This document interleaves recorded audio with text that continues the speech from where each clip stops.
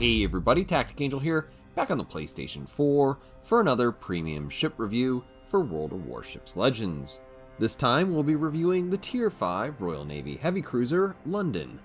Like my other reviews, we'll start out with some history, then I'll give my general thoughts about the ship in the game, talk about your commander choices, look at the stats, and finish off with some gameplay. If you'd like to skip around, I have set up the chapters for this video, and there are time codes down in the description.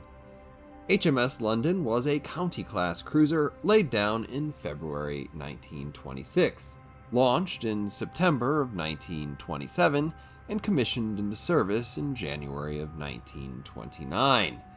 As far as the county-class cruisers go, they are called county-class cruisers because they're named after different counties in England, and in the case of the Royal Australian Navy, Australia itself, and Canberra, which is the little-known capital of Australia.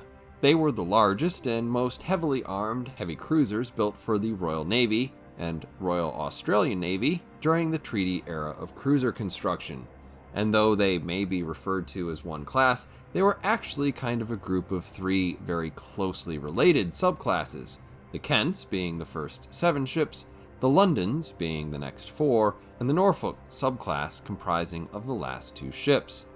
Since the London was commissioned into service in 1929, she had about a decade of relatively uneventful service before going in for a considerable refit in 1939. This refit began in September, which was either a good or bad thing in terms of timing, depending on how you wanted to look at it, considering that this was the same month that Britain declared war on Germany. This refit would considerably add to her superstructure, which would turn out to be something of an issue for her for a considerable portion of the war. Not only that, but it would be about a year and a half before she would again be in service for the Royal Navy, spending all of 1940 in dock and the early parts of 1941 spent on a new shakedown cruise and the final work to complete her refit. Just 2 short months after rejoining the fleet, she'd find herself in the North Atlantic, which would be kind of a fairly familiar territory for her during the first half of the war. She, along with HMS Dorsetshire, were on patrol when they were directed to partake in the hunt for the Bismarck. She didn't find the German battleship, though she did run into a few German merchant vessels that quickly surrendered to the sea rather than be captured by the London.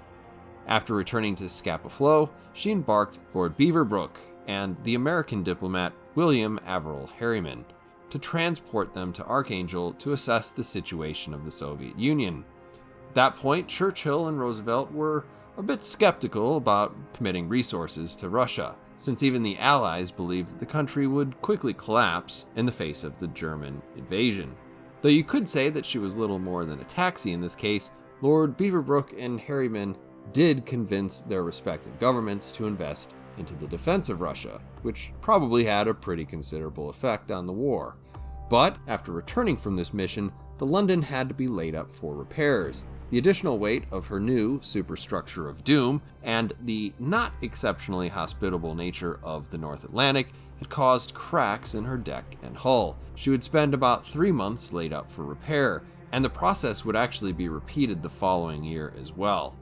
In the meantime, in 1942, London spent most of her time as convoy escort between Iceland and Russia, the so-called PQ and QP routes. In total, the London would escort a dozen convoys during the war, with 7 of them falling in this time frame. Following her repair and refit in the winter of 1942 through 1943, she spent a year in the home fleet before transferring out to the Indian Ocean. She would join a considerable Royal Navy force there and participate in convoy escort, carrier escort, and shore bombardment duties until the end of the war. Following World War II, London remained in British service for only another 5 years. The release notes mentioned that she's part of the Amethyst incident, which is in fact not a jewel heist.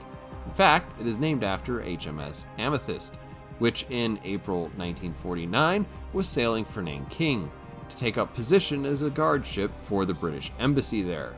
She was unfortunately victim of an unprovoked attack by the so-called People's Liberation Army, which scored several hits against the ship, several of the shells penetrating below the waterline, and that caused her to be grounded there. The London, along with the Black Swan, lead ship of her class of sloops, were ordered up the river in attempt to assist the damaged Amethyst. This put the cruiser in a semi-awkward position, fighting in a river while attempting to rescue the badly damaged Amethyst.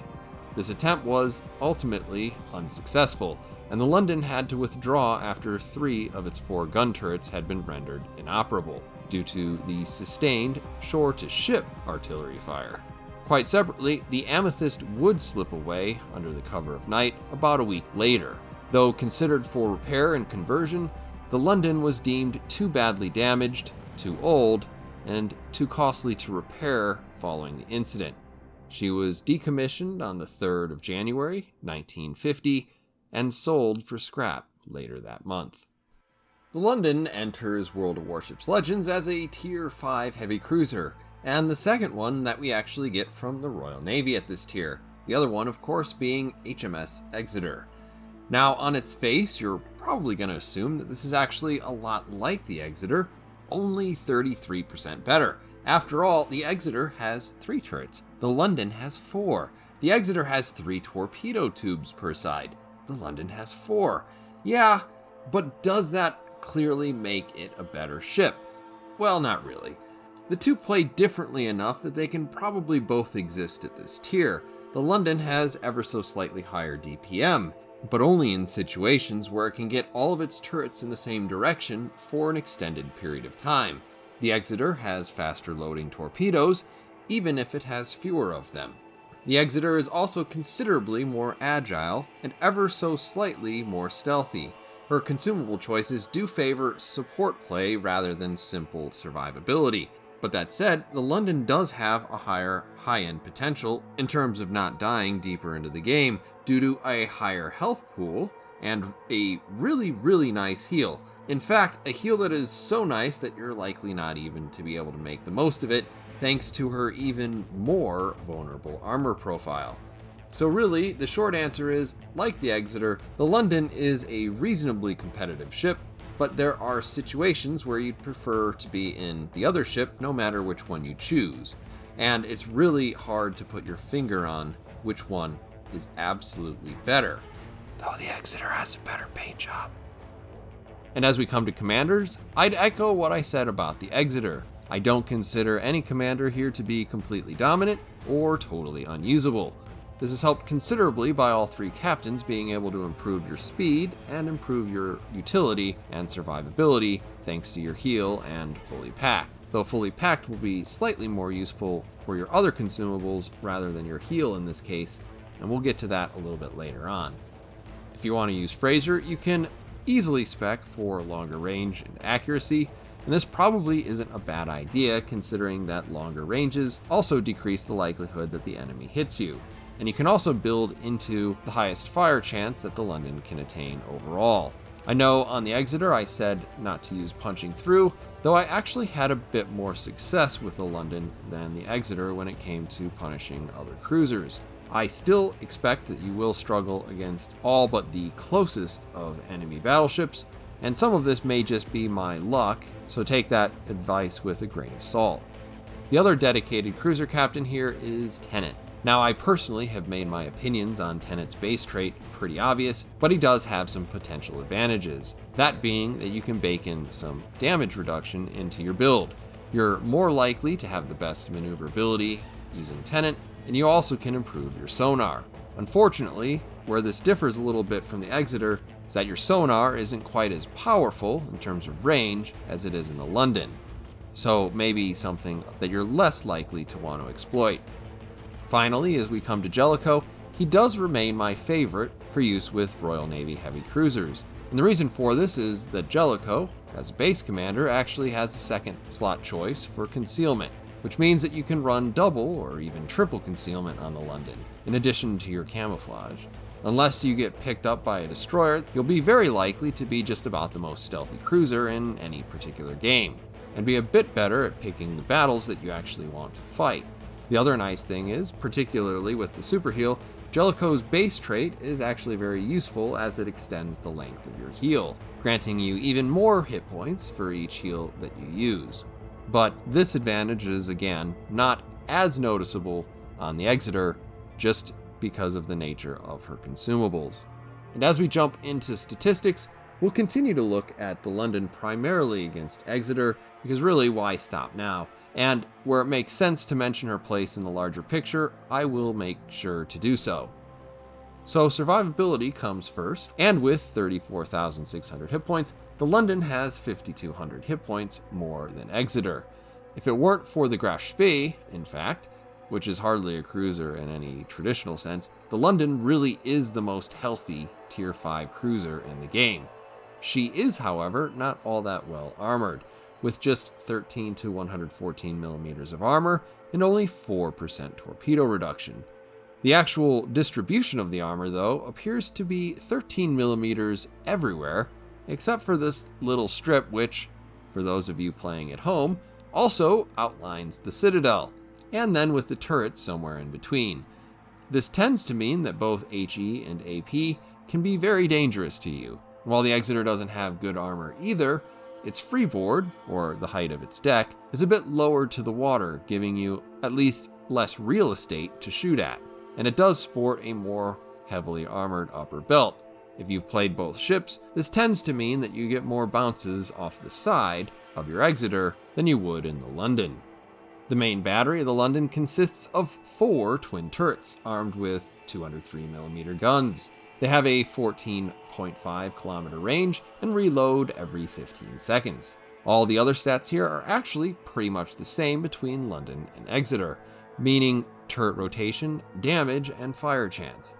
The extra turret does contribute to a slightly higher damage per minute, but because each of your guns reloads 3 seconds slower than on the Exeter, this does only translate to a 6% bonus, and both of these ships actually have below average AP and HE damage per minute.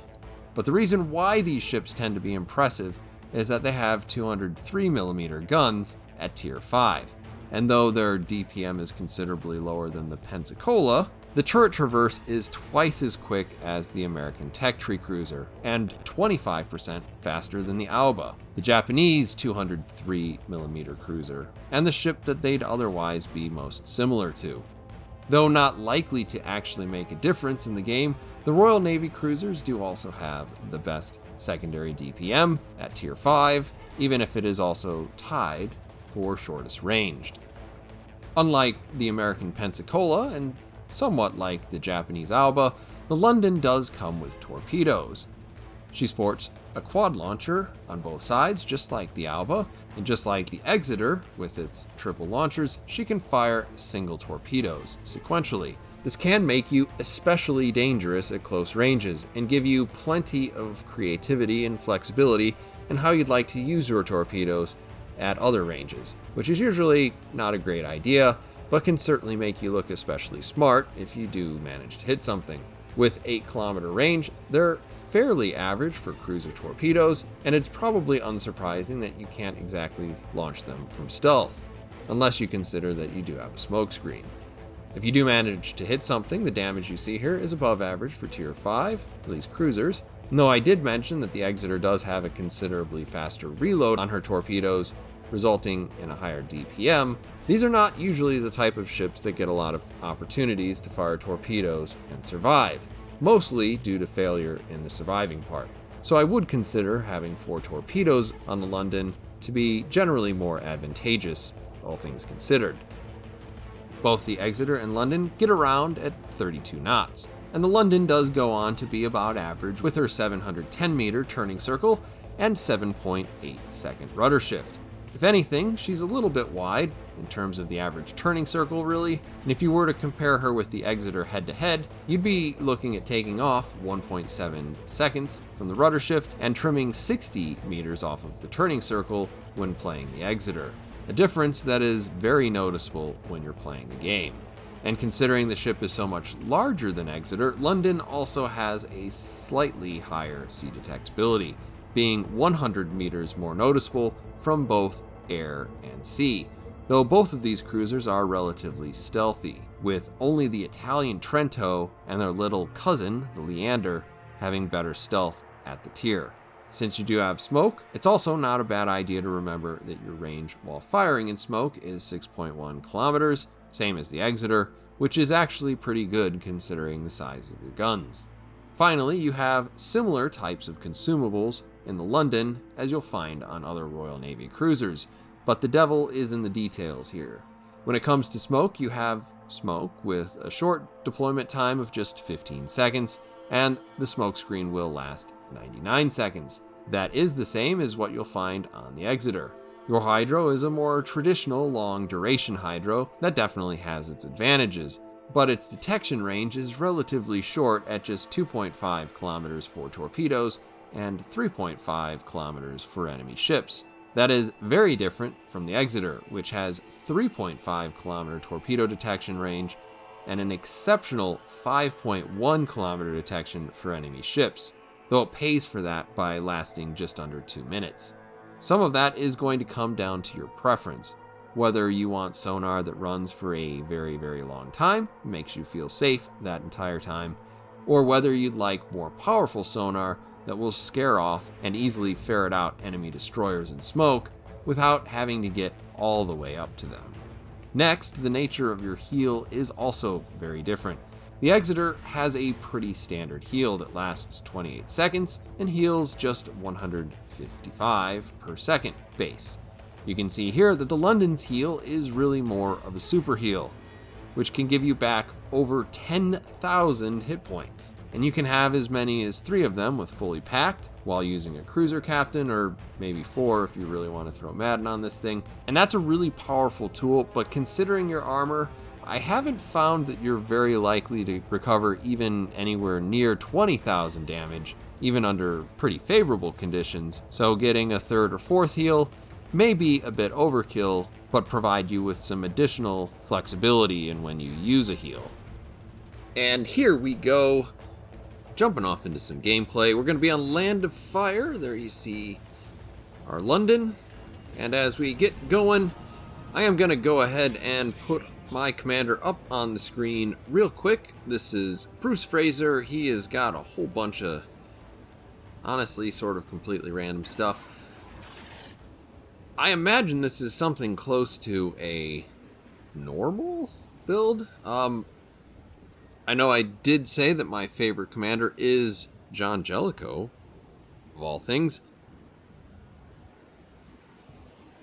But this is using a little bit more traditional choices in terms of accuracy and also punching power, hoping to get the most out of these 203mm guns. And we'll just see how well that works out overall. Land of Fire does mean I'm probably down-tiered, meaning bottom of the pack. So we're going to try to play this as smart as we possibly can. Because if our armor wasn't good before, it's definitely going to be even worse with tier 6 ships shooting at me.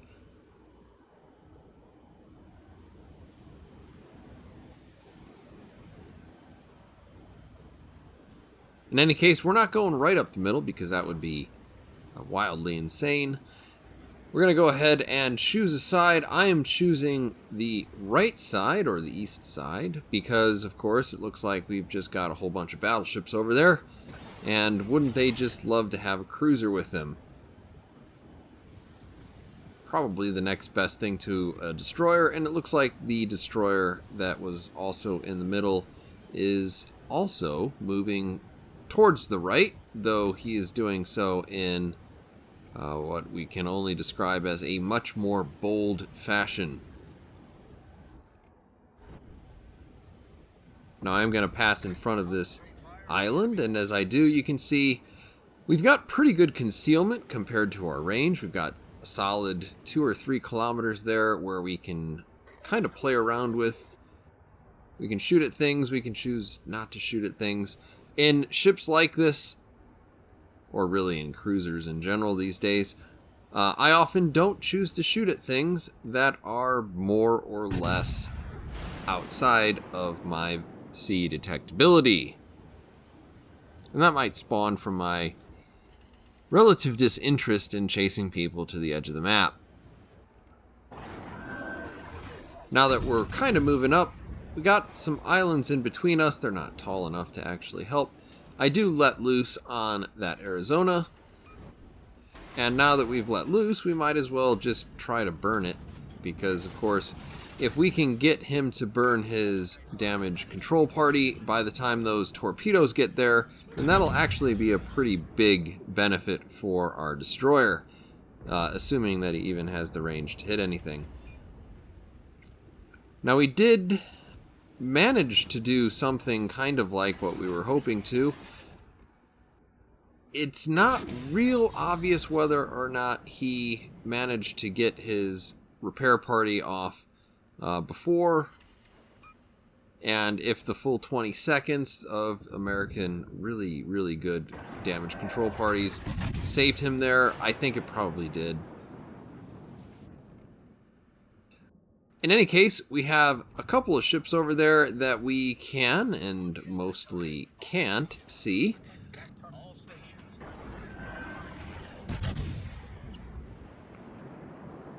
We're going to go ahead and throw a couple of shells over there just to see if we can't hit anything.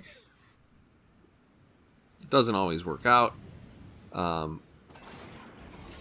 any case, we are just kind of loitering in the middle of our smoke here.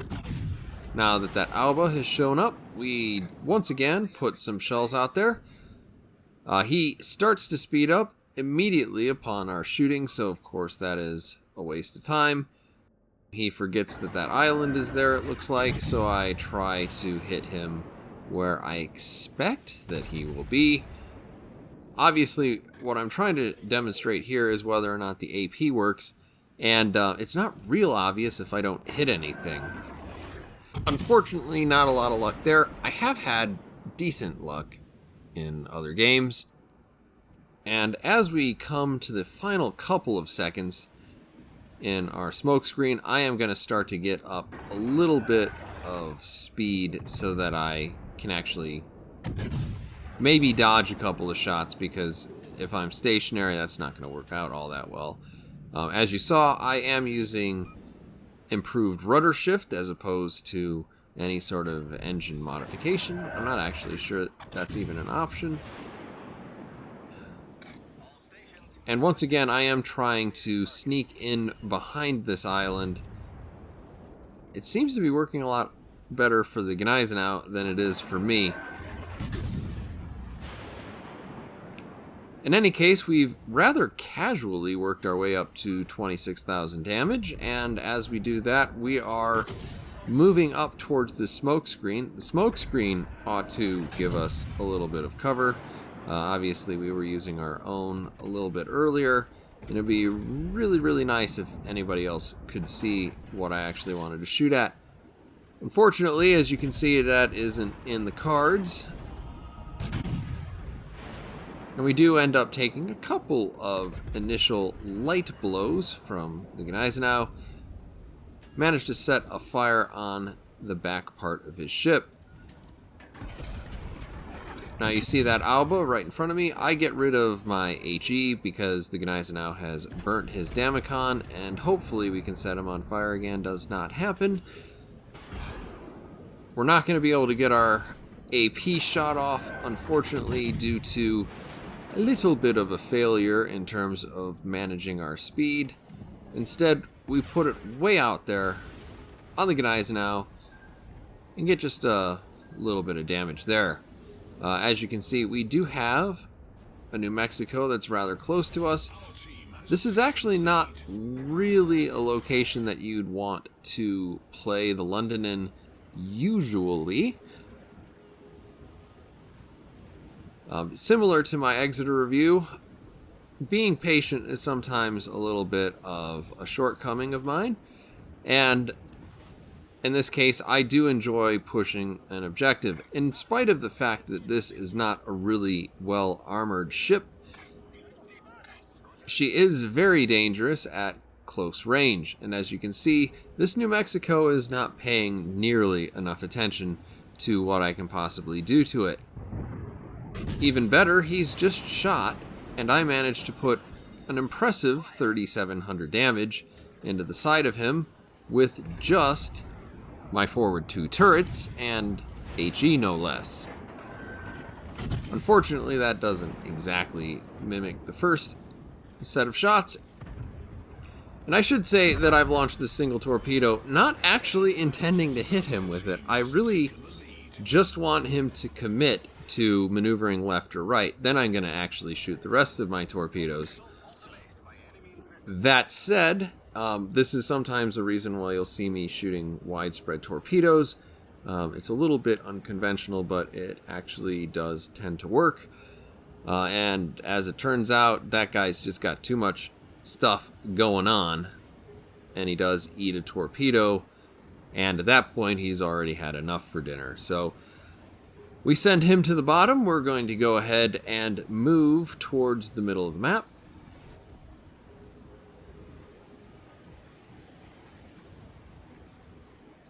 We do manage to find a Mahan, or a Mahan, or a Mahan, or whatever in the world you want to call it. It does look a little bit like he is leaving us a smoke screen, because I've still got my sonar up,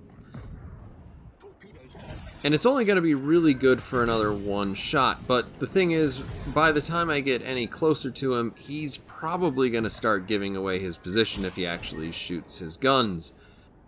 And if that doesn't work, then he'll probably give away his position if I drive close enough to him. But of course he dies, so whatever. And at that point, we've reached pretty much the end of the game for a decent game in the London. Obviously not the best you can do, and by far not the worst either, but a pretty representative game.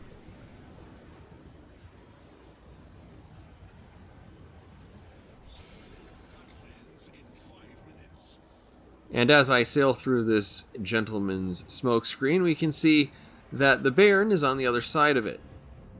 Now, one of the things that I've done a pretty decent job of, either by luck or chance or skill, is avoid being shot a whole lot. Now, the Baron is my same tier. It also has some pretty fearsome firepower, so I figure I might as well jump into some smoke and see if I can't still see him. Much like the rest of the game, I can't, which is unfortunate. As our team sails on towards victory, you can see that the fire is still going on the Baron. I'm not sure if that is a choice or if that's just that he's already burnt his Damacon. But again, you can see the excellent sort of HE that this ship has when it actually manages to score a hit.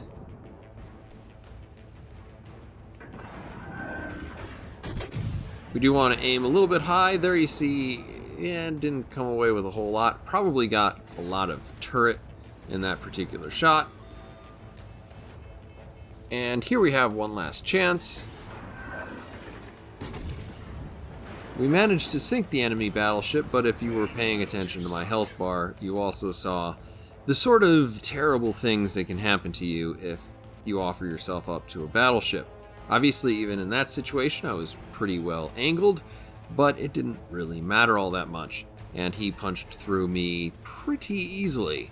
All in all, that's kind of the story of the London. It's a ship that, if you get hit by shells, you're probably going to take damage. That said, it does have a little bit higher damage potential, and if played right, particularly if you can choose your engagement against things that are not battleships, you can actually hang in there for quite a long time. We didn't get to see the heal, but it is really quite excellent. Once again, healing around 11,000 damage all in all. A little bit higher than that if you choose John Jellicoe. In any case, I've enjoyed my time with the London. I do kind of prefer the Exeter just because of the utility of her hydro, but the long-lasting hydro of the London is also really useful at times. In any case, I hope you guys have all enjoyed this little review, and I hope to see you on the next one.